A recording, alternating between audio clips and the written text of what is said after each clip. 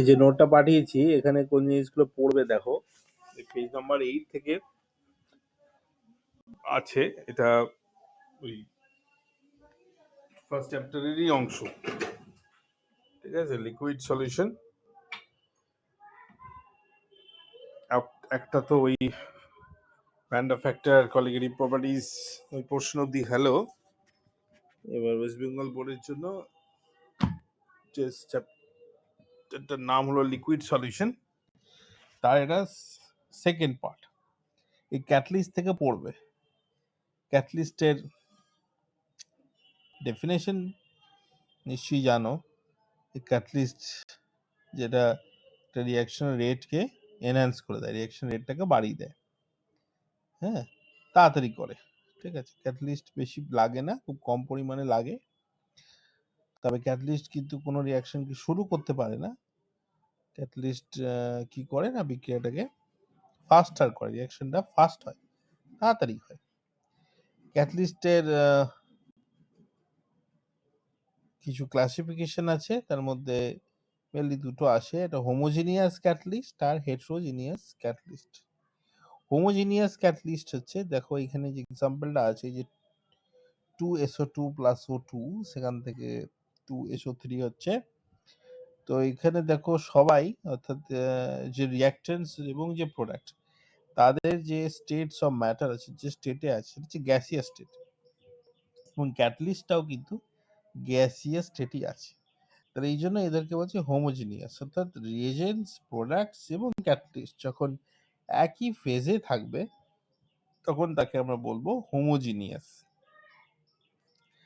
আর হেটেরোজিনিয়াস catalyst, এটা হেটেরোজিনিয়াস catalyst বলে, যেখানে ক্যাটালিস্টের যে স্টেটস অফ ম্যাটার, অর্থাৎ ফেজটা, সেইটা রিঅ্যাকটেন্ট বা প্রোডাক্টের থেকে আলাদা হবে। যেমন দেখো, এই যে অ্যামোনিয়া প্রিপারেশন হয়েছে, এখানে এটা আয়রন সলিড ক্যাটালিস্ট ব্যবহার হয়েছে, বা প্ল্যাটিনাম ব্যবহার হয়েছে ওপরটা।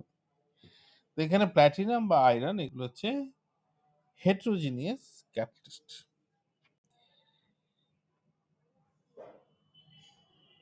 এছাড়া প্রোমোটার পড়বে। প্রোমোটার বা আরো কিছু ক্যাটালিটিক রিঅ্যাকশন এক্সাম্পল দেখা জানা উচিত। যাক, এই যে কিছু এখানে প্রোমোটারের কাজ হচ্ছে বা অ্যাক্টিভেটরের কাজ হচ্ছে, যে ক্যাটালিস্টের যে পাওয়ার আছে, ক্যাটালিস্টের যে ক্ষমতা আছে, সেই ক্যাটালিস্টের ক্ষমতাকে তারা বাড়িয়ে দেয়, এনহ্যান্স করে। তাহলে প্রোমোটার ইনক্রিজেস দি ক্যাটালাইটিক প্রপার্টিটাকে বাড়িয়ে দেয়। প্রোমোটার থাকলে এইটা আরো ভালো হবে। চলো স্যার, তাহলে আমার প্রোমোটার ব্যবহার করে দরকার, ক্যাটালিস্ট ব্যবহার করার দরকার নেই। না, প্রোমোটার কাজ হচ্ছে যে ক্যাটালিস্টের ক্ষমতাকে বাড়াবে। শুধু প্রোমোটার দিলে কিন্তু কাজটা হবে না, ঠিক আছে। তাহলে এখানে যেমন এই যে কার্বন মনোক্সাইড থেকে মিথানল হচ্ছে একটা ক্যাটালাইটিক রিডাকশন রিঅ্যাকশন। এখানে জিঙ্ক অক্সাইড হচ্ছে ক্যাটালিস্ট, এন্ড ক্রোমিয়াম অক্সাইড হচ্ছে এখানে প্রোমোটার। বা নিচে যে রিঅ্যাকশনটা আছে, ভেজিটেবল ঘি তৈরি হচ্ছে, ভেজিটেবল অয়েল থেকে, তেল থেকে ঘি তৈরি, হাইড্রোজেনেশন বলে যেটাকে। সেখানে এখানে নিকেল হচ্ছে ক্যাটালিস্ট, সি যে ব্র্যাকেটে লেখা আছে, দ্যাট মিনস ইটস ক্যাটালিস্ট, আর এখানে কপার হচ্ছে প্রোমোটার। ক্যাটালাইটিক পয়জন হচ্ছে যারা ক্যাটালিস্টের ক্ষমতাকে কমিয়ে দেয়, যেরকম ক্যাটালাইটিক পয়জন, এরকম অনেক এক্সাম্পল আছে, হ্যাঁ, পাবো আমরা অর্গানিক কেমিস্ট্রিতে। যাই হোক, আচ্ছা, টাইপস অফ ক্যাটালিস্ট এগুলো পড়ার দরকার নেই। এখানে এগুলো করতে হবে না, কিছু দরকার নেই, এগুলো এসব কিছু করতে হবে না, এগুলো করবে না। এই এক্সাম্পল গুলো করতে পারো। এনজাইম ক্যাটালিস্টের জায়গাটা পড়তে হবে।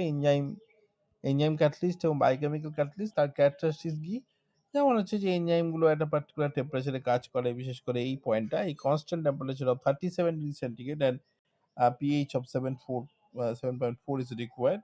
অর্থাৎ আমাদের শরীরের মধ্যে যে এনজাইম গুলো আছে, সেই এনজাইম গুলো সব থেকে ভালো কাজ করে 37 ডিগ্রি সেন্টিগ্রেড যদি টেম্পারেচার হয় বডি, এবং হচ্ছে pH যদি সেখানে 7.4 হয়। যদি এটা থেকে এদিক ওদিক হয়, তাহলে কিন্তু এনজাইম গুলো ভালো কাজ করে না। Optimum range is 298 to 310 Kelvin and pH range is 5.7। এছাড়া কিছু এক্সাম্পল আছে বায়ো ক্যাটালিস্ট, মানে যেগুলো এনজাইম, বিভিন্ন রিয়াকশন এই করা উচিত। ঠিক আছে, এখানে আর কিছু পড়বে না, দরকার।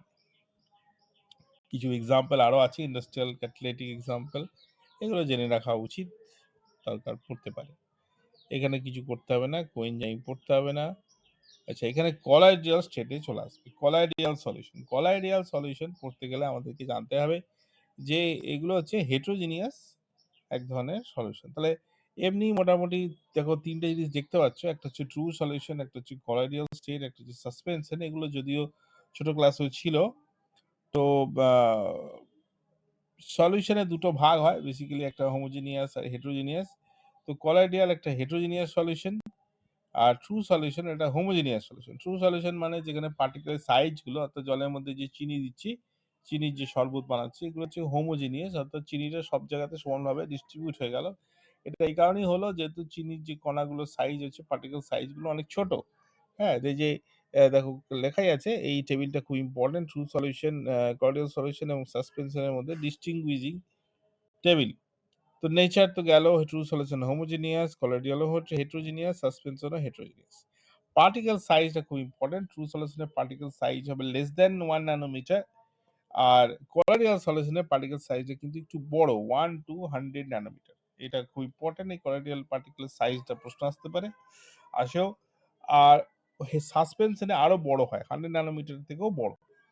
সাসপেনশন মানে যেগুলো বাংলায় আমরা বলি ভাসছে, যেমন চা বানাচ্ছ, চায়ের যে পাতাগুলো ভাসছে দুধের মধ্যে বা যাই হোক জলের মধ্যে, সেটা হচ্ছে সাসপেনশন মানে ভাসছে। তাহলে ওখানে পার্টিকেল সাইজ আরো বড়। কলোডিয়াল স্টেট গুলো কি হয়, কলোডিয়াল সলিউশন এক্সাম্পল হচ্ছে দুধ, ব্লাড, হ্যাঁ, কর্দমাক্ত জল, মালি ওয়াটার, এই ধরনের, মেঘ হতে পারে। হ্যাঁ, এরকম অনেক এক্সাম্পল আছে। মেঘ, তারপরে তোমার কুয়াশা, ফগ, কেক, পাউরুটি, this are all heterogeneous solution মানে colloid solution।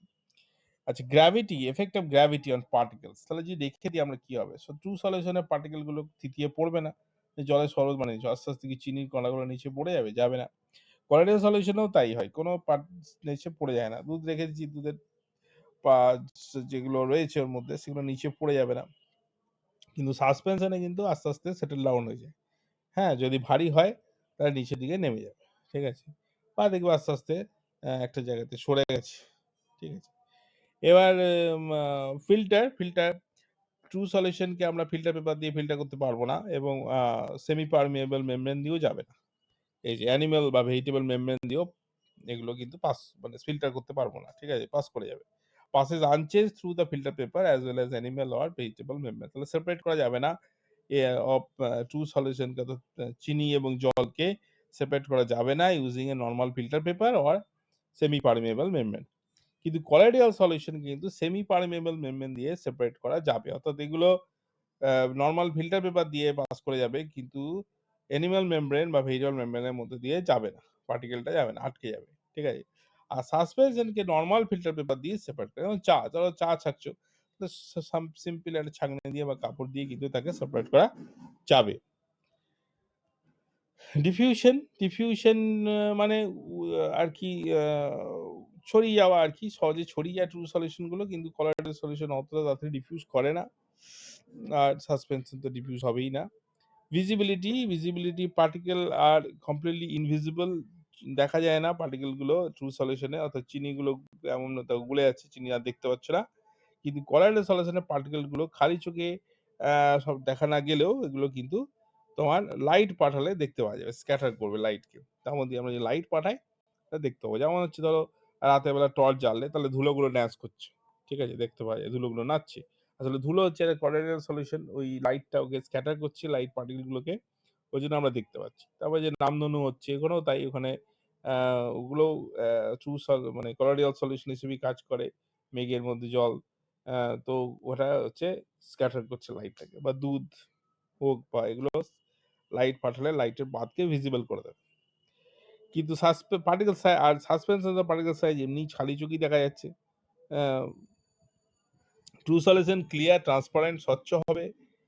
Colloidal solution clear হয়, ট্রান্সপারেন্ট হয়, তবে মাঝে মাঝে ট্রান্সপারেন্ট নাও হতে পারে। ঠিক আছে, আর ও সাসপেন্স ওপেক হবে, মানে অস্বচ্ছ, ভেতরে জিনিস দেখা যাবে না। কলিগেটিভ প্রপার্টিকে এফেক্ট করে, ঠিক আছে। True solution effects colligative property, জানো কলিগেটিভ প্রপার্টি মানে যেগুলো আমরা পড়লাম, অর্থাৎ পার্টিকেল সাই যদি অ্যাড করি, সলিড অ্যাড করি, তাহলে কি হবে, তাহলে বয়লিং পয়েন্ট, ফ্রিজিং পয়েন্ট এগুলো এফেক্ট হবে, ঠিক আছে। কলিগেটিভ পার্টিকেল অতটা এফেক্ট করে না, কারণ হচ্ছে যে এদের পার্টিকেল সাইজগুলো অনেক বড় হয়, তাহলে খুব একটা তোমার চেঞ্জ হয় না, আর এখানে হবেই না, ঠিক আছে। টিন্ডাল এফেক্ট, এটা খুব important. Tyndall effect, Tyndall effect হচ্ছে ওই যে লাইটের পাথকে ভিজিবল করে দিচ্ছে, এগুলো হচ্ছে টিন্ডাল এফেক্ট। টিন্ডাল এফেক্টের এক্সাম্পল হচ্ছে এটাই, এই যে ড্যান্সিং অফ ডাস্ট পার্টিকেল, তারপরে এই যে রামধনু তৈরি হচ্ছে, হ্যাঁ, রেনবো, তারপরে স্কাই ইজ ব্লু, স্কাই যে ব্লু লাগে, নীল আকাশ নীল, এগুলো কিন্তু এই টিন্ডাল এফেক্টের এক্সাম্পল, যে এক্সিবিটেড। তাহলে একমাত্র কলয়েডাল সলিউশন টিন্ডাল এফেক্ট দেখায়, এবং কলয়েডাল সলিউশনকে আইডেন্টিফাই করার জন্য টিন্ডাল এফেক্ট একটা ইম্পর্টেন্ট প্যারামিটার। হ্যাঁ, তো যদি বলে যে নিচে কোনটি টিন্ডাল এফেক্ট দেখাবে, তাহলে অবশ্যই সেটা কলয়েডাল সলিউশন হবে। তাহলে এইগুলো পড়ছো, এর মধ্যে খুব 3টে পয়েন্ট খুব ইম্পর্টেন্ট, তার মধ্যে পার্টিকেল সাইজ, ভিজিবিলিটি, ফিল্টার করা এইটা, আর হচ্ছে এই টিন্ডাল এফেক্ট। হ্যাঁ, আচ্ছা, এখানে কিছু এক্সাম্পল আছে, এক্সাম্পলগুলো করতে হবে। বিভিন্ন টাইপের কলয়েডাল সিস্টেমের এক্সাম্পল আছে, এক্সাম্পলগুলো খুবই ইম্পর্টেন্ট, কারণ এক্সাম্পল থেকে কোশ্চেন দেয়ই। এরকম টাইপের নিচে কোন উইচ ইজ কলয়েডাল সলিউশন, বা কিসের কলয়েডাল সলিউশন সেটাও বলতে পারে, যেমন এই যে এখানে স্টেটগুলো বলে দিয়েছে। আর এখানে সলিউট এবং সলভেন্ট এই টার্মটা ইউজ হয় না, সলিউটের জায়গায় আমরা বলবো ডিসপার্সড ফেজ, আর যেটা বেশি থাকে তাকে হচ্ছে ডিসপার্স মিডিয়াম, ঠিক আছে। যেমন এখানে দেখো, ডিসপার্স ফেজ হচ্ছে গ্যাস, এবং ডিসপার্স মিডিয়াম হচ্ছে লিকুইড, তাহলে লিকুইডের মধ্যে গ্যাস আছে, লিকুইডের মধ্যে গ্যাস। এরকম এক্সাম্পল হচ্ছে ফোম, সাবানের যে ফেনা, এইগুলো। হ্যাঁ, তারপরে ধরো মিডিয়াম হচ্ছে সলিড, সলিডের মধ্যে গ্যাস, সলিডের মধ্যে গ্যাস হচ্ছে সলিড ফোম, সলিড ফোমের মধ্যে কেক ফেক হবে, ঝামা পাথর হবে, এগুলো। তারপরে গ্যাসের মধ্যে লিকুইড, গ্যাসের মধ্যে লিকুইড হচ্ছে অ্যারোসল, ফগ, ক্লাউড মানে মেঘ, মেঘের মধ্যে গ্যাসের মধ্যে লিকুইড আছে।